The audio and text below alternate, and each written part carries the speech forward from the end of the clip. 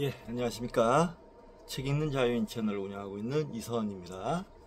오늘 2025년 9월 13일 토요일, 지금 시각은 오후 3시 7분입니다. 오늘 두 번째 시간이죠. 첫 번째 시간에 칼 세이건의 코스모스를 읽었는데요. 저는 읽고 밥 먹고 간단히 청소 좀 하고 빨래도 좀 하고 차가 고장났다고 말씀드렸는데 차를 가지러 갔습니다. 정견이를 데리고 갔습니다. 정견이도 산책하면서 아주 흙구덩이에 그냥 검게 돼가지고 집에 같이 돌아왔는데, 제 트럭을 타고, 정견이가 제 트럭을 탄 건 처음이네요. 네.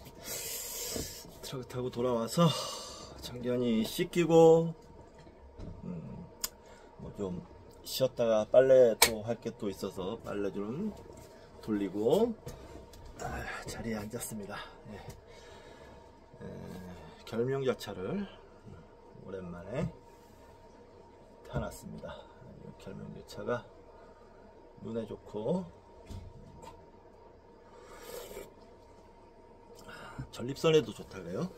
루테인인가 뭔가가 뭐 많이 들어있다고 하던데. 자, 이번 시간 칼 세이건의 코스모스 이어서 8장 시간과 공간을 가르는 여행 이어서 읽도록 하겠습니다. 그리고 오늘 날씨가 좀 많이 흐리거든요. 흐리고 좀 선선해요. 그렇기 때문에 오늘 어쩌면 좀 빨리 운동을 하러 약속 말씀을 드렸죠. 이제부터 운동장 20바퀴를 돌겠다고. 마침 오늘 날씨가 흐리고 선선하고 비는 안 옵니다. 그래서 운동을 하러 가게 되지 않을까, 좀 빨리 갈 수도 있겠다 생각합니다. 이따 책을 읽고 결정을 하도록 하겠습니다. 책을 읽으면 4시 반, 5시 정도 될 것 같은데 그 정도면 되지 않을까. 일몰을 시간은 보니까 6시 뭐 몇 분이던데 5시면 돼도 요즘 날씨가 흐려서 덥지 않습니다. 자, 오늘 또 이번 시간도 책 한 권 소개시켜 드리도록 하겠습니다. 더 지오그래피, 세계사를 만든 지리적 탐사와 발견의 기록, 케네스 C 데이비스 지음, 이시제 옮김, 푸른숲 출판사에서 나왔습니다. 뭐 그냥 지리에 대한 교양서 수준이던데요. 제가 어제 밤에 자다가 좀 깨가지고 사다 놓은 책 목차나 뭐 이렇게 좀 어떤 내용인가 차례도 좀 읽어보고 그랬는데, 이 책을 좀 읽어봤는데 뭐 그냥 거의 교양서 수준이었어요. 네, 그래서 뭐 상식을 키우는데, 지리 상식을 키우는 데는 도움이 될 것 같습니다. 자, 물론 중고책으로 샀고요. 아주 싸게 샀어요.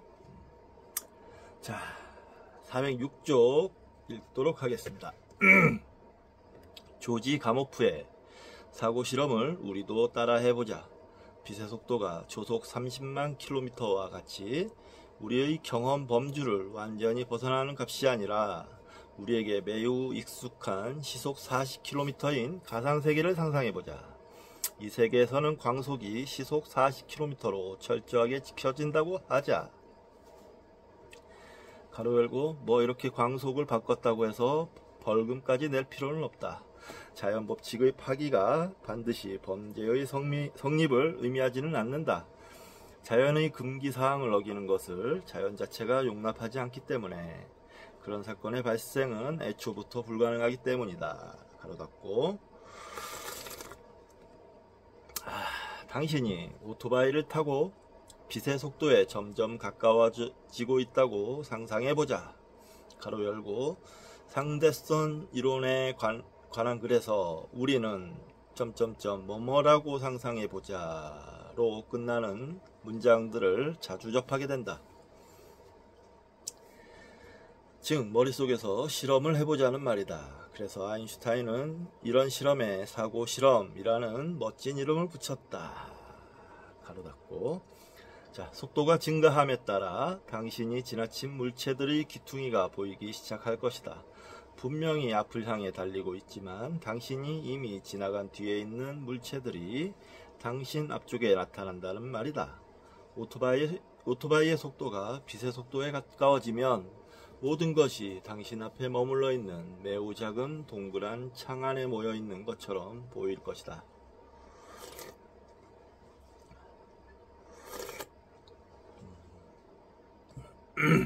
세상이 다르게 보인다는 거군요. 빛의 속도로 달리는 사람에게는 세상이 이상하게 보이는 것이다. 한편 멈춰 서 있는 관찰자의 입장에서는 만약 당신이 멀어지고 있다면 당신에게 반사되어 오는 빛이 빨갛게 보이고 가까워지면 파랗게 보인다. 당신이 관측자를 향하여 달리고 있다면 당신은 기분 나쁜 색깔의 광채에 둘러싸인 것으로 보일 것이다.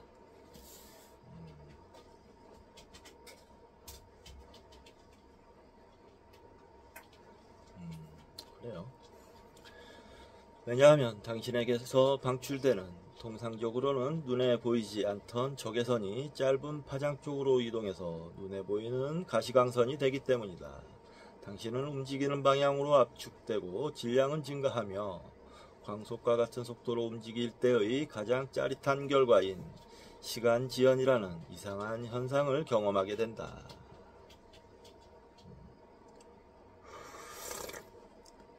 시간 지연은 글자 그대로 시간이 느리게 흐르는 현상을 일컫는다. 그러나 당신의 뒷좌석에 앉아서 당신과 함께 움직이는 관찰자는 이런 현상을 전혀 느끼지 못할 것이다. 이런 이상하고 복잡해 보이는 특수상대성 이론의 예측들이 모두 사실로 확인됐다. 여기서 사실 확인이란 과학에서 진리라고 인정하는 그런 깊은 수준에서 검증된 사실이라는 뜻이다. 이 현상들은 당신과 관찰자 사이에 상대 운동이 있을 때 보게 되는 것이다. 하지만 이것은 시각적 환상이 아니라 실제 현상이다. 그리고 주로 대학의 첫 해 과정에서 배우게 되는 간단한 대수학적 지식을 이용하여 증명할 수 있다. 따라서 교육을 받은 사람이라면 누구든지 이해할 수 있는 현상인 것이다. 또한 이런 현상은 많은 실험 결과들과도 일치한다. 매우 정확한 시계를 비행기에 실어 옮기면 지상에 가만히 있는 시계보다 약간 느리게 간다. 또 입자 가속기는 입자의 속도가 증가함에 따라 입자의 질량이 무거워지는 현상을 고려하여 설계되어 있다.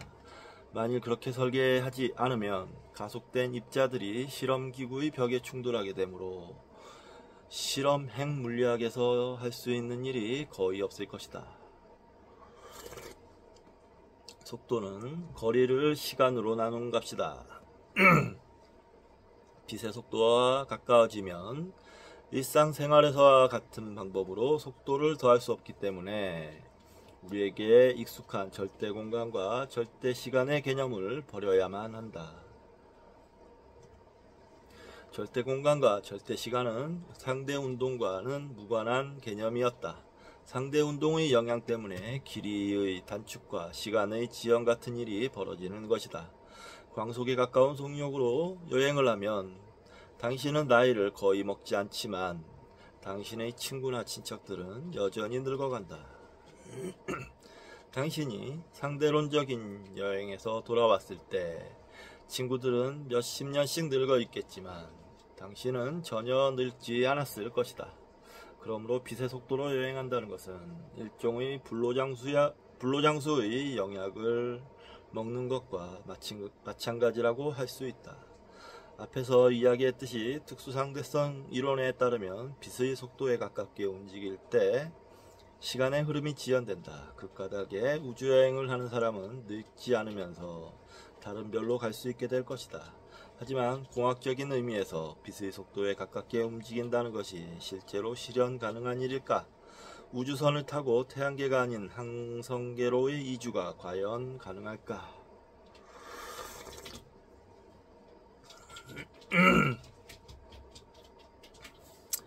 젊은 아인슈타인이 위대한 아이디어를 고안해낸 곳이 토스카나였다고 앞에서 이야기했다. 그렇다고 해서 아인슈타인과 관련된 이야기만이 이 도시가 우리에게 남겨준 유산의 전부는 아니다.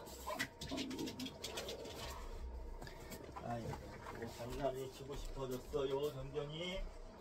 응? 아빠 책 읽자니? 장난이 치고 싶어졌어? 일로와.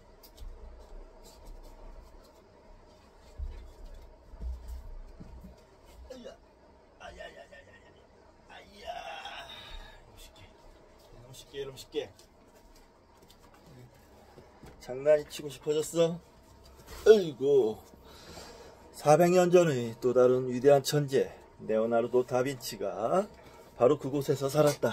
토스카나는 레오나르도의 고향이기도 하다. 그는 하늘로 날아오르는 새처럼 토스카나의 언덕을 뛰어오르거나 또는 언덕 높은 곳에서 아래에 있는 마을을 내려다보기를 즐겼다.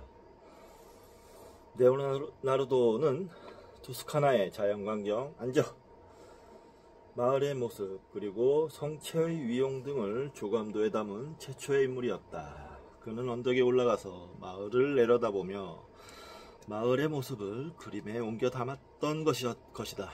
그는 회화, 조각, 해부학, 지질학, 자연사학, 군사학, 토목공학 기술 등 다양한 분야에 특별한 관심을 보였으며 이 모든 분야에서 대단한 업적들을 남겼다. 그 밖에도 그는 하늘을 날 수 있는 기계를 고안하고 제작하는 데에도 대단한 열정을 쏟았다. 그는 여러 종류의 비행체를 설계했고 모형을 만들고 실제 크기의 견본을 제작했지만 그 어느 것 하나 제대로 하늘을 날지는 못했다. 당시에는 충분히 강력하고 동시에 충분히 가벼운 엔진이 존재하지 않았기 때문이다. 하지만 설계들은 훌륭했고 후대의 기술자들에게 큰 용기를 심어주었다. 레오나르도 다빈치는 자신의 실패에 낙담했지만 실패는 그의 잘못 때문이 아니었다. 그가 경험해야 했던 실패의 아픔은 15세기 인류가 안고 있었던 어쩔 수 없는 한계였던 것이다. 그래서 여기 레오나르도 다빈치의 비행선 모형도 있고 설계도 같은 게 있는데요. 한번 읽어보겠습니다. 다빈치의 레오나르도 박물관에 전시되어 있는 헬리콥터 모형에는 나선형의 스크루가 달려있다. 이고르 시코르스키가 현대식 헬리콥터를 설계할 때 이 모형에서 큰 영감을 얻었다고 한다. 그 다음 그림도 있는데 레오나르도가 1497년과 1500년 사이에 쓴 노트의 한쪽이다. 경상문자로 적어놓은 이 노트에서 우리는 반우격식 비행체의 설계도를 볼 수 있다. 날개의 끝은 펄럭일 수 있도록 설계되어 있지만 안쪽은 비행체에 고정되어 있다. 안쪽 고정 날개는 공기역학을 이용하여 부력을 얻기 위한 설계였다. 비행체에 관한 레오나르도의 초기 구상은 공기보다 무거운 물체가 하늘을 날기 위해서는 새처럼 펄럭이는 날개가 있어야 한다는 것이었다. 그러나 이 설계도에는 날개의 반이 고정되어 있는 것으로 보아 이쯤에 그의 비행체 구상에 획기적인 변화가 있었음을 알 수 있다. 이 설계가 1891년과 1896년 사이에 있었던 오토 릴리엔탈의 행글라이더에 결정적인 영향을 끼쳤다. 릴리엔탈의 행글라이더는 윌버와 우빌 라이트 형제의 발명에 바로 앞선 것이었다.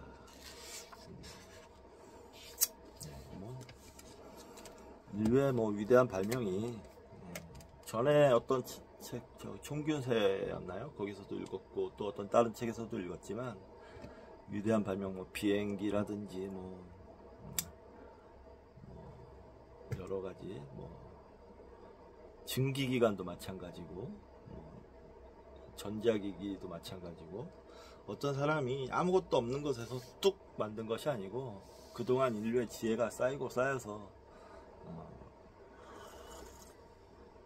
만들어진 겁니다. 그러니까 그 사람의 뭐 물론 발명이 위대하긴 하지만 뭐 그게 그 사람 혼자만의 영예가 아닌 거죠. 그래서 저는 특허제도 같은 게 좀 불합리하다고 생각해요. 혼자 만들었나요? 혼자 만들어서 그 독점을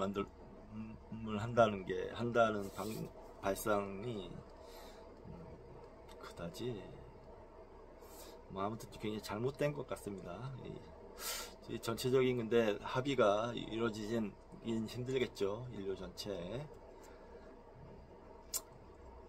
그럼에도 어떤 위대한 발견들은 뭐였더라? 아무튼 어떤 위대한 발견을 한 사람들은 그런 특허권을 행사하지 않고 자신의 기술 발명을 풀어서 전 세계에 나누는 사람들도 있죠. 그 사람들은 정말 존경받을 만합니다.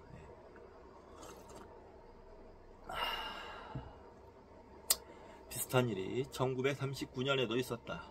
스스로를 영국 행성간 학회라고 부르던 이단의 공학자들이 당시의 기술을 이용하여 달로 사람을 보낼 수 있는 우주선을 설계했다. 그들의 설계는 30여 년 후에 만들어진 아폴로 우주선의 설계와는 전혀 달랐다.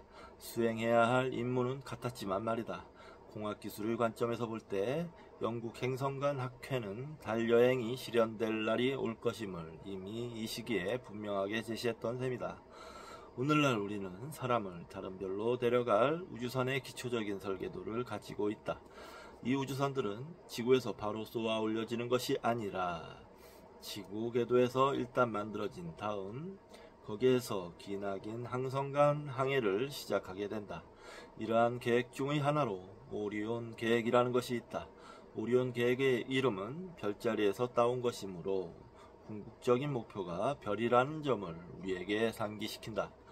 오리온은 핵무기인 수소폭탄을 폭발시켜서 그 반작용으로 우주선이 전진하게끔 설계되어 있다. 그러므로 오리온은 우주라는 대양을 항해하는 핵추진 모터 보트인 셈이다. 이 계획은 공학적 관점에서 실현 가능한 계획이라고 판단된다.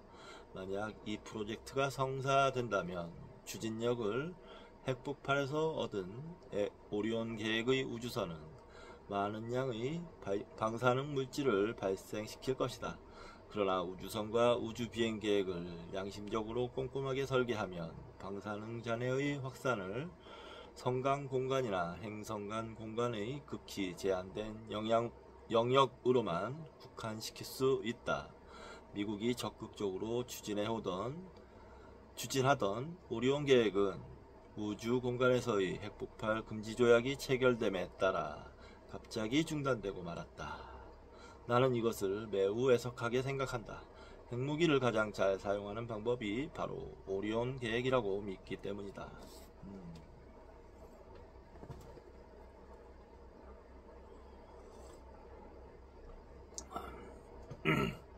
그렇겠네요.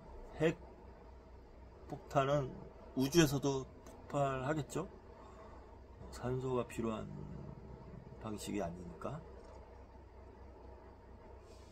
그럼 그걸 우주선의 추진 에너지로 충분히 사용할 수 있겠네요.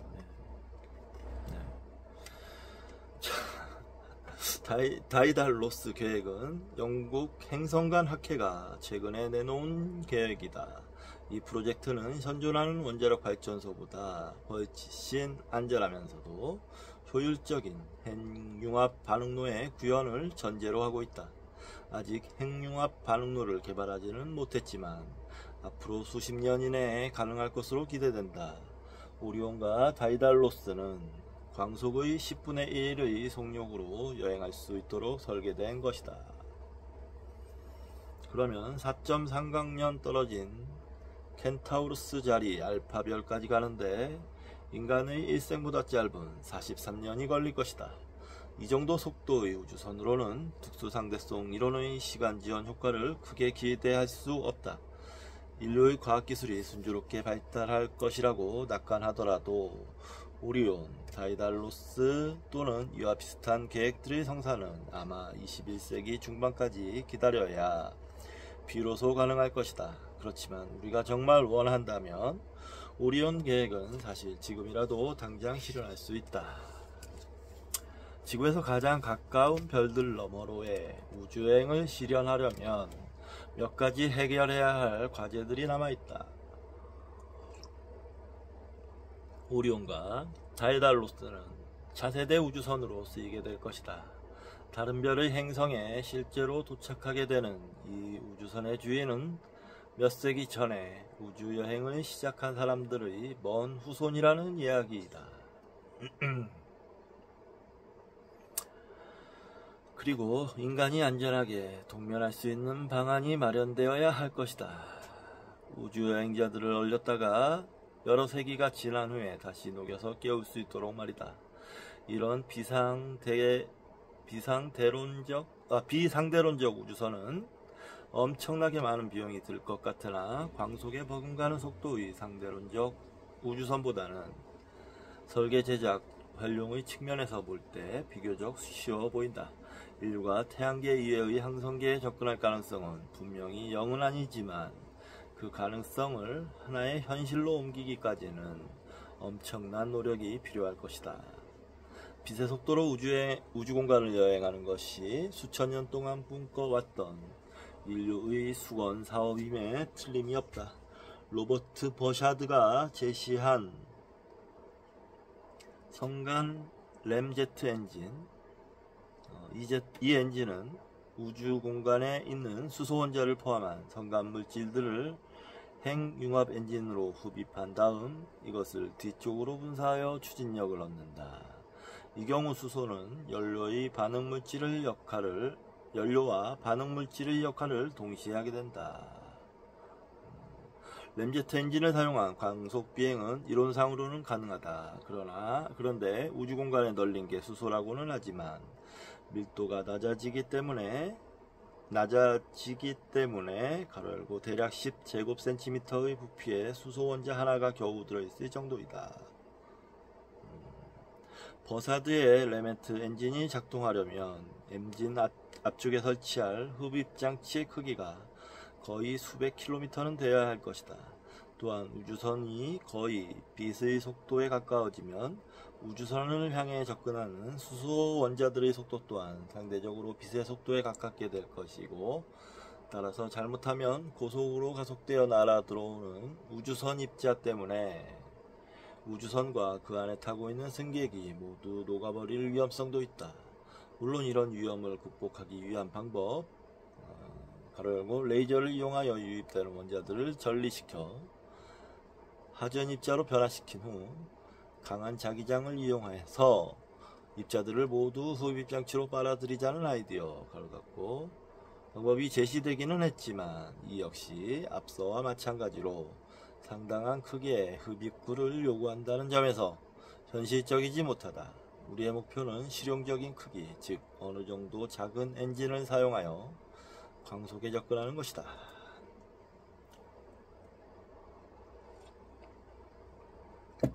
이런 기술적인 문제는 잠시 접어두고 빛의 속도로 여행하는 것 자체에 대해서 생각해보자. 지구는 우리를 지구 중심으로 잡아당기고 있다.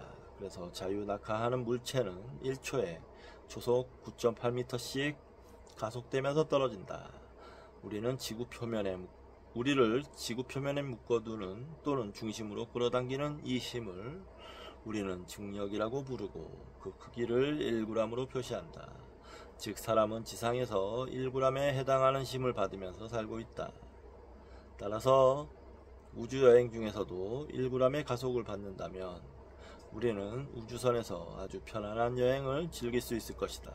사실 지구에서의 중력과 가속 중인 우주선 안에서 느끼는 관성력이 같은 성격의 힘이라는 것은 아인슈타인이 제안한 일반 상대성 이론의 주요 개념이기도 하다.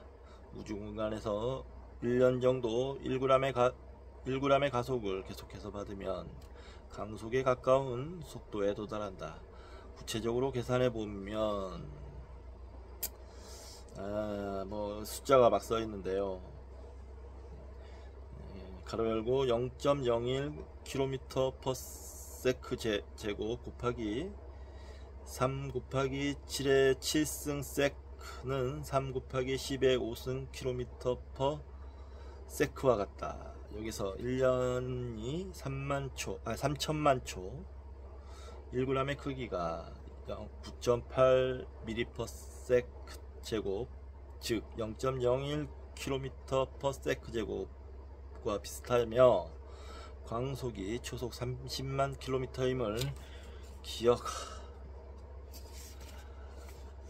바란다. 그러면서 여기 로켓 설계도 같은 게 있는데요. 읽어보겠습니다. 항성간 우주비행의 수단으로 진지하게 고려되어 온 세 가지 우주선의 계략적인 청사진 셋 모두 어떤 식으로든 핵융합 반응에서 추진력을 얻는다. 1은 오리온, 1은 다이달로스, 3은 버사드 램제트 비행체의 설계도이다. 이론적으로는 램제트 비행체만 상대론적 시간 지연이 작용하는 광속에 가까운 속도를 낼 수 있다. 그림 오른쪽에 성간 물질을 모으는 장치가 보인다. 이 장치의 유효 단면적은 이 그림에서보다 훨씬 더 넓어야 한다. 릭스턴빅이 실제 설계도를 보고 그린 정사진이다. 대단한데요. 근데 빛의 속도에 가깝게 비행체를 날릴 수 있다. 가깝게라고 해도 이게 얼마나 대단한 거죠. 참, 인간은 대단합니다. 어떤 우주선이 1g의 가속을 받으면서 비행을 적정 시간 동안 계속하여 목표의 중간 지점쯤에 도달했을 때 비행 속도가 거의 광속과 같아졌다고 하자. 거기서부터는 가속의 방향을 반대로 돌려야 할 것이다. 즉 마이너스 1g의 가속도를 받으며 지금까지 오는데 걸린 시간만큼 더 비행하면 목표 천체에 도착하게 될 것이다. 이 우주선은 여정의 상당 부분에서 거의 광속과 비슷한 속도를 유지했으므로 우주선을 타고 움직이는 사람에게는 시간이 매우 느리게 흘렀을 것이다. 행성을 동반하고 있는 것으로 추정되는 바너드 별은 태양에서 약 6광년 떨어져 있다. 당신이 우주선을 타고 앞에서 이야기한 식으로 이 별을 향해 달린다면 약 8년 후면 이 별에 도착할 수 있다. 여기서 8년은 우주선에 실린 시계로 잰 당신의 시간이지 우주여행의 장도에 오르는 당신에게 손을 흔들며 황송했던 사람들의 시간이 아니다. 이와 같은 방식으로 은하의 중심까지 가는 데에는 21년 걸리고 안드로메다 은하에는 28년이면 도착한다. 그렇지만 지구에 남아있는 사람들에게는 우주여행객의 21년이 무려 3만 년에 해당하는 장구한 세월이다. 그러므로 당신이 우주여행을 마치고 돌아왔을 때 당신을 마주나온 환영 인파 중에서 환송의 손을 흔들었던 사람은 단 한 명도 찾아볼 수 없을 것이다. 소수점 여러 자리까지 광속에 가깝게 접근한다면 이론상으로는 단 56년이면 우주를 한 바퀴 돌게 된다는 계산이 나온다.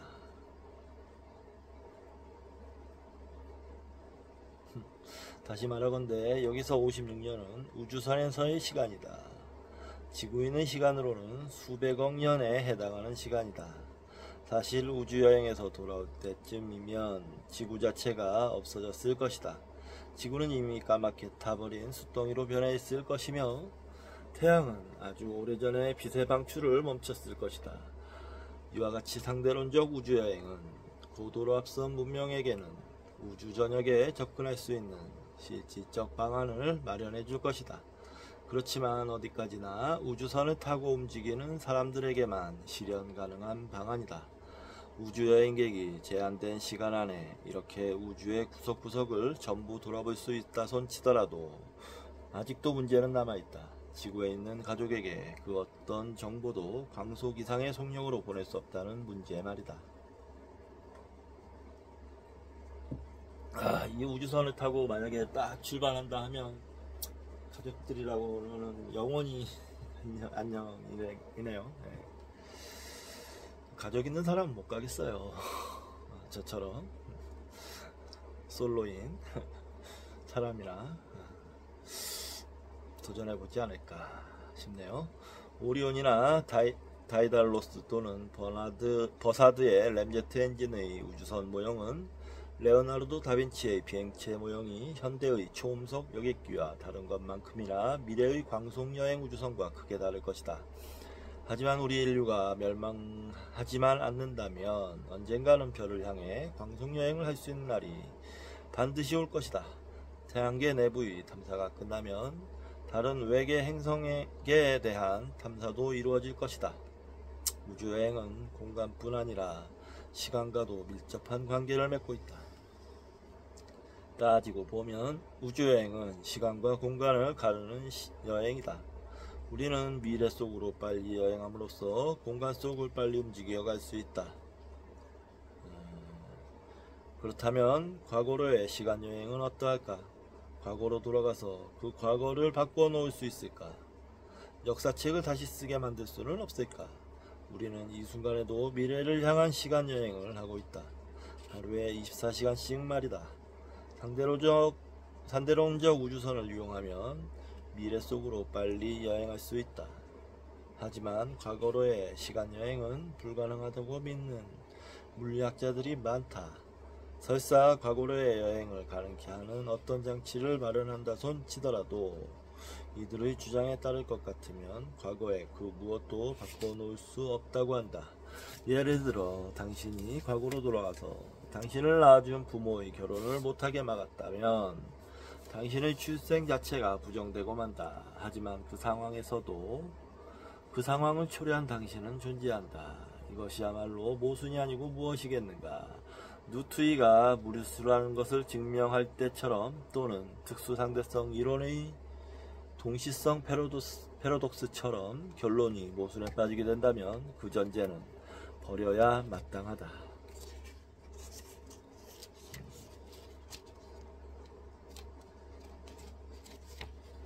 하지만 어떤 물리학자들은 역사를 달리하는 두 갈래의 우주들이 서로 나란히 실제할 수 있다고 주장한다. 그 두 우주는 양쪽 모두 독립적으로 실제할 수 있는 우주이다. 하나는 당신이 아는 우주이고 다른 하나는 당신이 태어나지 않은 우주이다. 어쩌면 시간은 그 자체로서 수많은 잠재적 차원을 갖지만 우리는 그 중에서 단 하나의 차원과 연관된 세상에서만 살아갈 운명인지 모른다. 그러나 당신이 살고 있는 시간 차원의 흐름에서 과거로 돌아가 역사의 흐름을 바꿀 수 있다고 상상해보자.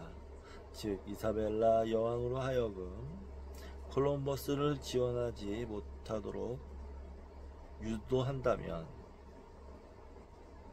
그 시간의 흐름은 또 다른 사건들의 영속으로 이어질 것이다.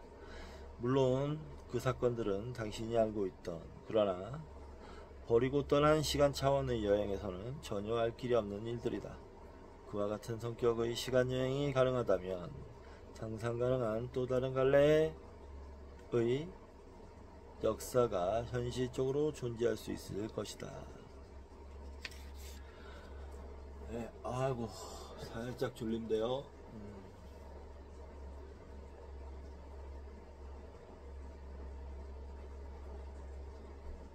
정결아 있나? 있나?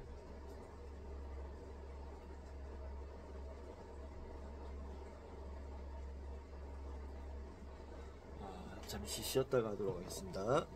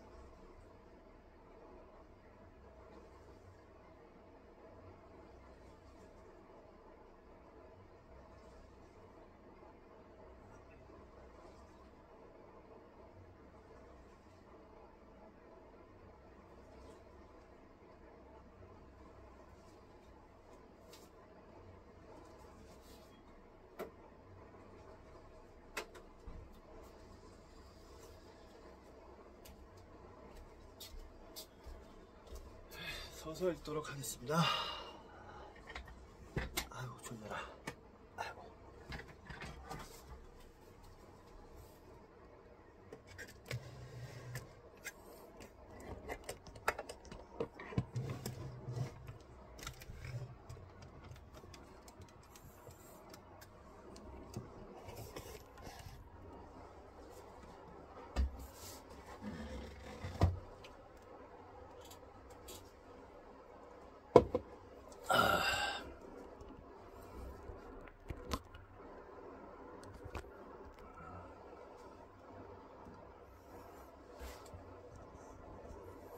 네, 서서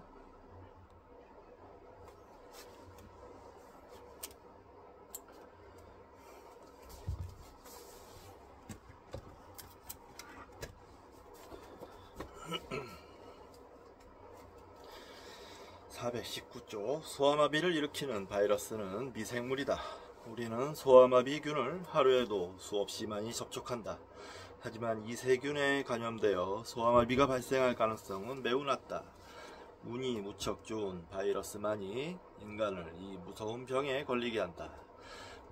미국의 32대 대통령이었던 프랭클린 루즈벨트도 소아마비의 희생자였다. 아마 이것이 사람들로 하여금 그에게 커다란 동정심을 갖게 했는지 모른다. 또는 성공을 향한 그의 야망에 열기를 더했는지도 모르겠다. 루즈벨트가 장애 극복을 통해 보여준 그의 인간성, 야망, 그리고 지지자들의 동정심 등이 함께 작용하지 않았더라면 1930년대 미국의 대공황, 2차 세계대전, 그리고 핵무기 개발 등으로 점철된 미국의 현대사가 전혀 다른 양상으로 전개됐을지도 모른다. 이렇게 100만 분의 1cm도 되지 않고 어떻게 보면 아무것도 아닌 미물로 인해서도 인류사의 미래는 크게 바뀔 수 있는 것이다. 한편 우리가 과거로 되돌아가서 이사벨라 여왕에게 콜럼버스의 지리 정보는 잘못된 것이고 에라토스테네스가 측량한 지구의 둘레를 근거로 판단한다면 콜럼버스는 절대로 아시아를 발견할 수 없을 거라고 설득했다고 생각해보자. 하지만 이 경우 비록 콜럼버스의 항해는 이루어지지 않았더라도 유럽의 다른 탐험가들이 신대륙을 발견하는 데 성공했을 것이다. 콜럼버스의 용기가 아니었더라도 항해술의 발달과 향료 무역에 대한 점증하던 욕구, 그리고 유럽 열강들 사이에서 벌어진 해양 재패 경쟁 등으로 말미암아 아마도 1500년경에는 아메리카가 필연적으로 발견되고야 말았을 것이다. 그렇게 되었다면 콜럼버스의 이름을 딴 콜롬비아 특별구역 오하이오주의 주도인 콜럼버스시 같은 미국 지명과 콜롬비아 대학교 같은 이름은 지금 존재하지 않을 것이다. 그렇지만 세계 역사의 큰 흐름에는 아무런 변화가 없었을 것이다. 시간 여행자가 역사의 흐름을 바꾸기 위해서는 시간, 장소, 그리고 상황을 매우 신중하게 선택하고 역사에 개입해야 하는 것이다.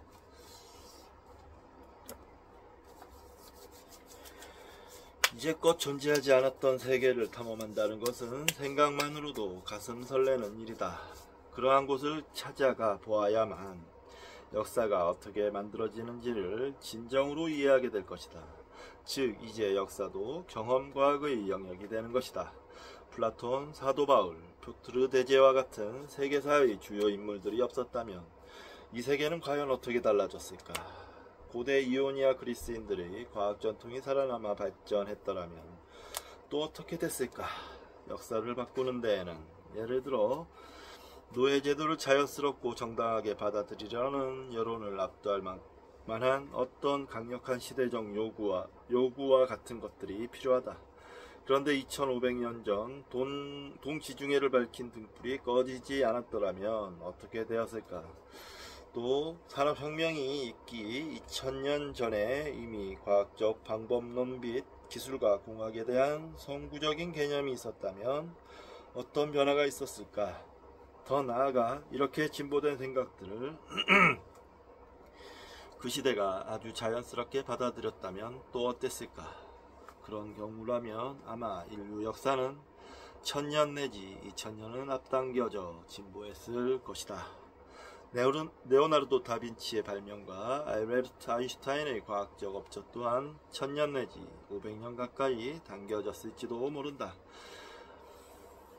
그렇게 형성된 또 하나의 지구에서는 레오나르도나 아인슈타인과 같은 인물이 태어나지 않았을 것이다. 그 외에도 너무나 많은 것들이 달라져 있을 것이다. 남성이 한번 사정할 때 수억 개의 정자가 나오는데 이 중에서 오직 하나의 정자만이 다음 세대의 생식을 위해 선택된다. 그런데 바로 이 선택을 통해서 다음 세대의 육체적, 정신적인 특징들이 결정되는 것이다. 이렇게 볼 때 2500년 전의 아주 사소한 상황들이 조금만 다르게 전개됐더라면 우리는 현재 이 자리에 있지 않을 것이다. 또한 이런 생각에 기초한다면 우리와 동시대를 사는 또 다른 다중세계들이 무수히 존재할 수도 있을 것이라는 결론에 이르게 된다. 이오니아의 과학정신이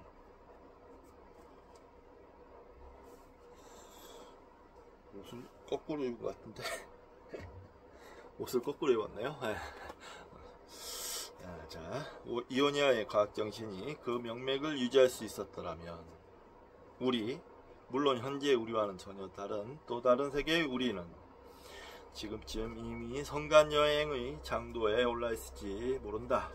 또한 우리가 켄타우로스 자리 알파별, 바너드르의 별, 청랑성, 고래자리 타우별 등을 향해 쏘아 올렸던 최초의 우주 탐사선들은 이미 오래전에 지구로 귀환했을 것이다. 성간여행을 위한 거대한 우주탐험선단, 무인탐사선, 식민이주선, 거대한 무역선 등으로 구성된 선단이 이 지구 둘레의 위성궤도에서 건조되고 있을 테고 그 우주선들 하나하나에 새겨진 상징물들과 글자들은 그리스 문자로 적혀 있을 게다. 혹시 건조된 첫 번째 우주선의 앞부분에는 정 20면체의 상징과 함께 행성 지구에서 온 우주선 테오도로스호라는 문구가 선명하게 보일지도 모르는 일이다.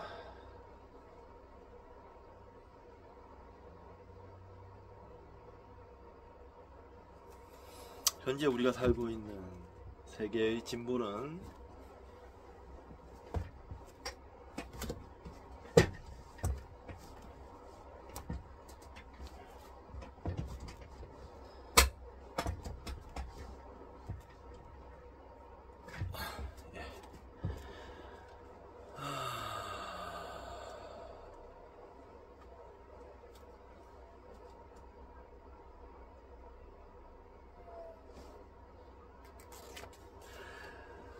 현재 우리가 살고 있는 세계의 진보는 매우 느린 편이어서 인류는 아직 성간여행의 첫 발도 내딛지 못하고 있다. 앞으로 100년이나 200년 후에는 태양계 탐사가 어느 정도 마무리될 것이고 또한 그때쯤이면 지구인들도 성간여행을 시도할 만한 정신적, 물질적, 기술적 여유와 능력을 두루 갖추게 될 것이다.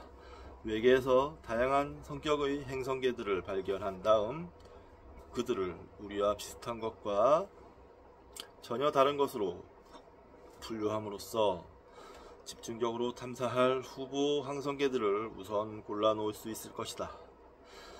드디어 어느 날 우리의 후손들은 우주 탐사선에 올라타고 수강년 너머의 별과 우주를 향한 대장정을 시작하게 될 것이다.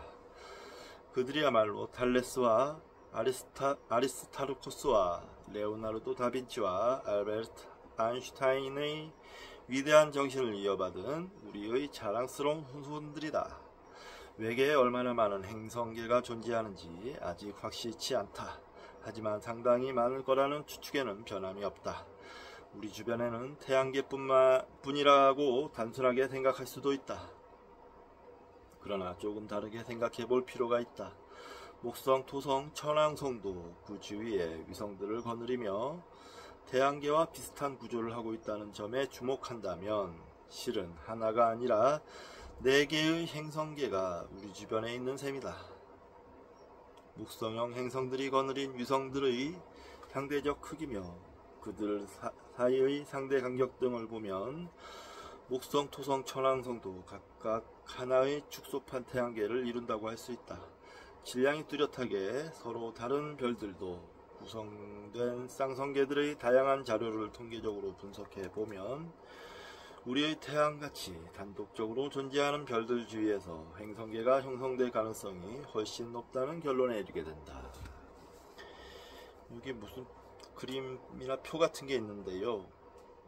컴퓨터 읽어보겠습니다. 컴퓨터 프로그램 ACCRET를 사용하여 수행한 수치 모의 실험에서 태어난 7개의 태양계 모형과 태양계의 실제 상황을 비교해 놓았다. 이 그림의 가로축 숫자는 천문 단위를 단위로 하여 표시한 중심별로부터의 거리이다. 지구의 행성들은 점으로, 목성형 행성들은 원으로 표시했으며 각각의 행성에 적혀있는 숫자는 지구 질량을 단위로 한 해당 행성의 질량이다. 모형 A와 C는 중심별 가까운 곳에 지구형 행성들이, 먼 곳에 목성형 행성들이 자리한다는 점에서 태양계의 현재 상황과 매우 비슷하다. 한편 모형 D는 이것과는 반대이다. 모형 E와 F에서는 지구형과 목성형 행성들이 뒤섞여 있다. 모형 G에서는 목성형 행성들의 질량이 아주 크게 나왔다. 특히 모형 H에서 5번째 행성은 거의 별이 될 정도로 질량을 갖고 있어서 실제로 중심별과 함께 이중성계를 이룰 수도 있겠다. 스티븐 돌, 리처드 아이작맨과 내가 공동으로 수행한 연구의 결과이다. 이런 연구도 하는군요.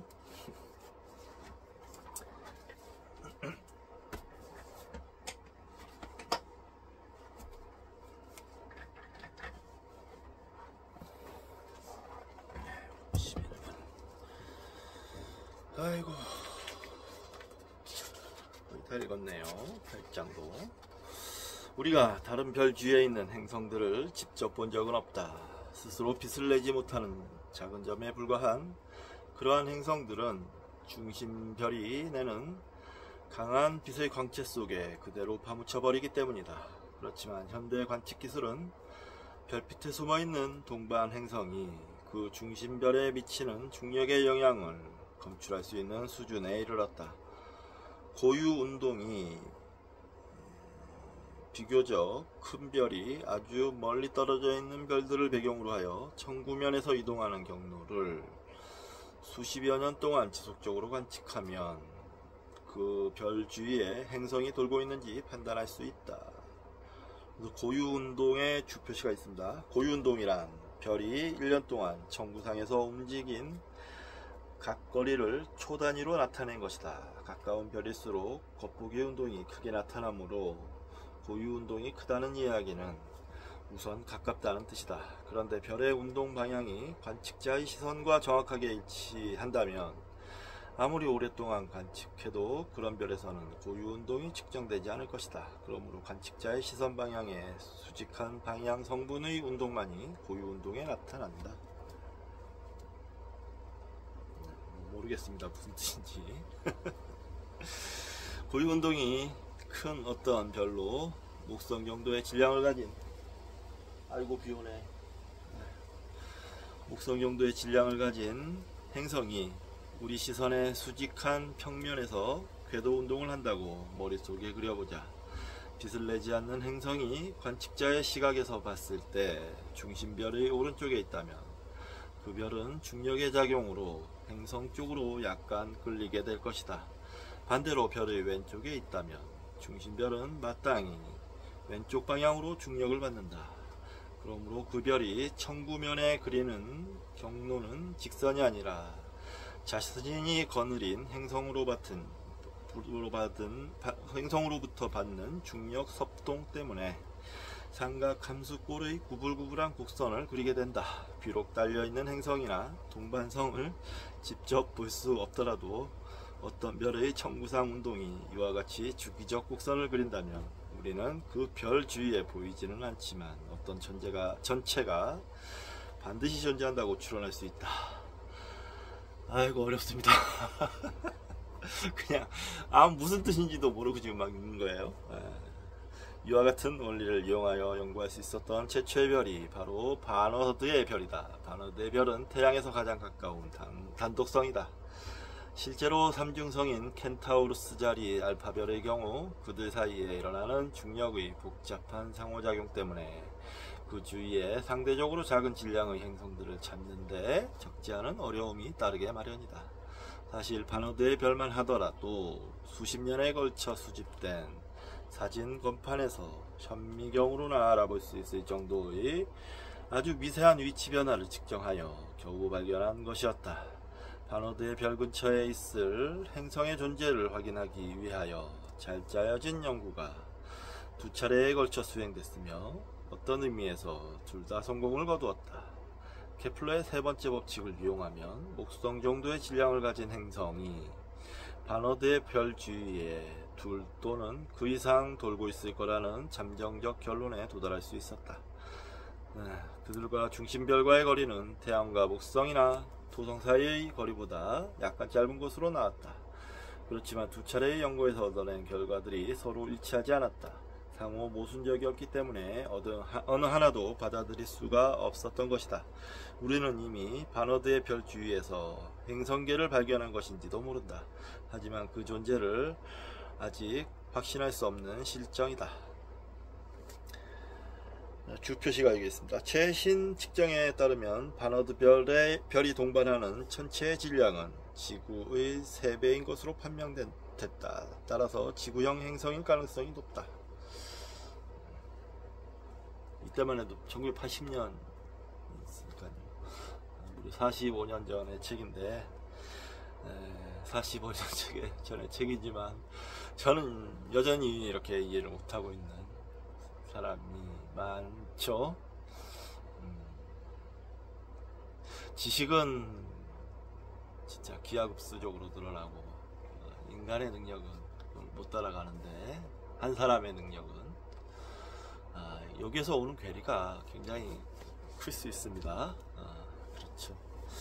그런 것도 좀 정책에 좀 반영할 수 있었으면 좋을 것 같아요. 막연하게 생각해 봅니다. 너무 그 공부도 안 하고 무식한 놈 이렇게 할 게 아니고 더 어떻게 다 공부를 합니까? 그러니까 좀 그런 사람들도 같이 갈 수 있는 어떤 정책적인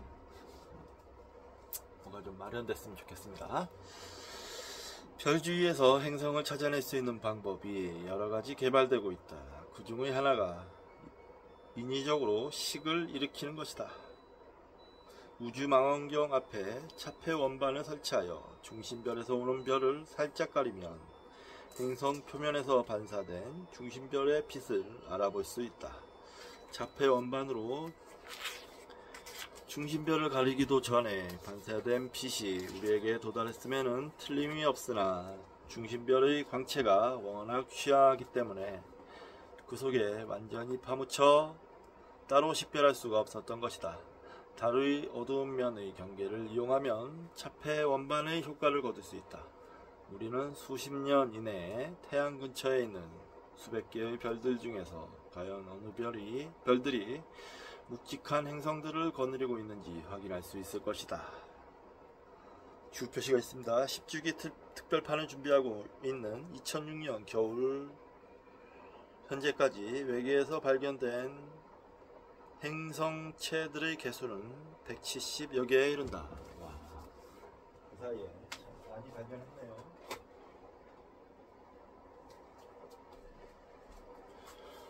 최근에는 적외선 관측을 통하여 가까운 별들 주변에서 원반 모양의 가스와 티끌의 구름을 찾아내기도 했다.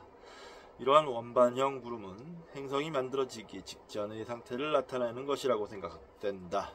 또 한편 이론적 측면에서 행성계의 형성은 은하에서 흔히 볼 수 있는 현상이라는 의견이 제기됐다. 컴퓨터를 이용한 일련의 수치 모의 실험에서 우리는 가스와 티끌로 구성된 고밀도의 회전 성간운이 별과 행성으로 진화하는 모습을 엿볼 수 있었다. 거의 9에 가까운 모양으로 시작한 회전 성간운이 회전 원반으로 그 형태가 변해가면서 원반 중앙에 원시별이 만들어지고 그 주위 원반에서 행성들이 자라가는 모습을 다음과 같은 방식으로 추적해봤다. 먼저 작은 질량의 물질 덩어리들을 회전 원반에 불규칙하게 집어넣고 그들의 성장해가는 과정을 자세히 살핀다. 원반에서 만들어진 미행성을 나타내는 이 덩어리들은 회전 원반 안에서 궤도 운동을 하면서 주위에 있던 기체 물질과 고체 티끌을 휩쓸어 자신의 크기와 질량을 점점 키워간다. 적정 수준 이상의 질량을 갖게 되면 중력의 작용으로 주위의 기체, 주로 수소기체를 끌어모음으로써 성장의 속도를 더한다. 그러다가 개 중에 어떤 두 덩어리가 서로 충돌하면 컴퓨터로 하여금 그 둘이 한데 뭉치는 것으로 처리하게 한다. 충돌을 통한 원시 행성들의 합병은 원반 내에서 가스와 티끌이 모두 소진될 때까지 지속된다. 최종 결과는 초기 조건에 많이 의존하는 것으로 나타났다. 최종적으로 만들어진 행성들의 특성은 회전 원반에서의 가스와 티끌의 중심거리에 따른 분포의 양상에 특히 민감했다. 하지만 수치 무의 실험의 초기 조건을 잘 정의된 범주의 값으로 잡으면 우리 태양계의 특성과 그렇다게 닮은 행성계의 탄생을 볼 수 있었다. 최종적으로 형성된 행성들의 개수가 10개 정도이고 질량이 작은 지구형 행성들이 회전 원반의 안쪽에, 목성형 행성들은 바깥쪽에 자리하는 행성계가 만들어졌다. 이것은 우리 태양계의 구조와 잘 일치하는 결과라고 하겠다. 하지만 초기 조건에 따라서 행성은 없고 소행성만 조금 형성되는 경우, 목성형 행성만 형성되는 경우, 이런 목성형 행성들이 가스와 티끌 입자들을 응집시켜 별로 진화하여 중심의 별과 이중성의 구조를 형성하는 경우 등 그 결과는 참으로 다양했다. 따라서 아직 행성계의 형성 과정을 확신하기에는 너무 이른 단계이지만 이 연구 결과로 미루어 보건대 우리 은하에 상당히 다양한 종류의 행성계들이 존재할 것으로 판단된다. 물론 별도 가스와 티끌로 구성된 성간운에서 행성과 함께 만들어지는 것이다. 그러므로 은하수 안에는 1000억 개에 이르는 행성계가 우리의 탐사를 기다리고 있을 것으로 기대된다. 이들 중에 지구와 완전히 같은 세상의 행성은 없을 것이다. 그 중의 일부는 생명이 서식하기에 분명히 쾌적한 환경이었겠지만 대부분은 생명 서식의 우호적인 조건은 아닐 듯 싶다. 그 중에는 정말로 아름다운 행성도 있겠지만 어떤 행성계에는 태양이 여러 개 있을 수도 있다. 또 어떤 행성 주위에는 달이 여러 개 있거나 한쪽 지평선에서 반대쪽 지평선 사이로 고리가 멋지게 척 걸려 있을지도 모른다. 어떤 달은 행성 아주 가까이에 있어서 그 행성 하늘의 거의 절반을 뒤덮을 수도 있을 것이다. 그리고 또 어떤 행성에서는 저 멀리에 가스 성운이 아주 넓게 펼쳐있는 장관을 즐길 수도 있을 것이다. 이 가스 성운의 물질은 한때 어느 평범한 별의 외곽층을 이루던 기체였으나 이제는 그 별의 존재를 알리는 잔해로 남아있을 뿐이다. 이러한 세상의 하늘에도 수많은 별자리들이 자신들의 이야기를 그곳 사람들에게 들려줄 것이다. 그 별자리들 중에는 한 구석에 맨눈에 보일 듯 말 듯 하거나 어쩌면 망원경을 통해서만 겨우 알아볼 수 있는 아주 흐릿한 노란색 별을 가지고 있는 것도 있을 터이다. 그 별이 다름 아닌 우리의 태양이다. 지극히 제한된 지역이겠지만 그래도 은하수 은하의 한 구석을 탐사하겠다고 용감하게 떠난 성간 탐험 선단의 고향이 바로 그 노란색의 별에 숨어 있을 것이다. 지금까지 보아왔듯이 시간과 공간은 서로 밀접하게 얽혀있다. 행성과 같은 세계 또한 우리 인간들처럼 태어나서 성장하고 결국 죽어서 사라진다.